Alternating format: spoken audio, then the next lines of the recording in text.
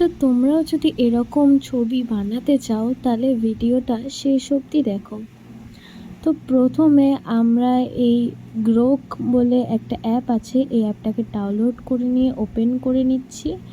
এবার তোমরা এটাকে গুগল অ্যাকাউন্ট দিয়ে ওপেন করে নেবে, যেমন কি আমি করে নিচ্ছি। তো ফার্স্টে এটা গুগল অ্যাকাউন্ট দিয়ে ওপেন করে নিতে হবে।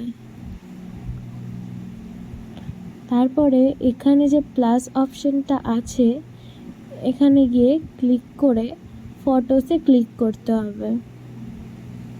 তারপর তোমাদের ইচ্ছা মতন ফটোস তোমরা সিলেক্ট করে নিতে পারো। তো আমি এই ফটোটা দিচ্ছি আমার।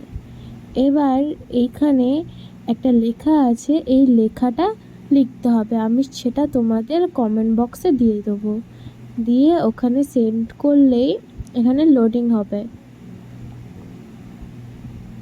আর এটা লোডিং হওয়ার পরেই তৈরি হয়ে যাবে সেই ভিডিও।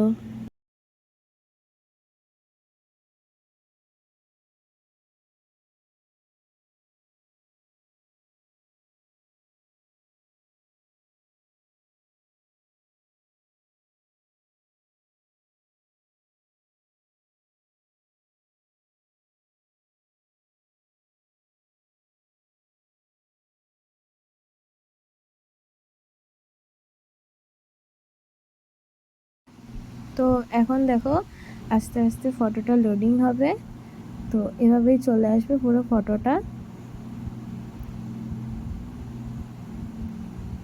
তো তোমরা দেখতেই পাচ্ছ কত সুন্দর ছবিটা হয়ে গেছে।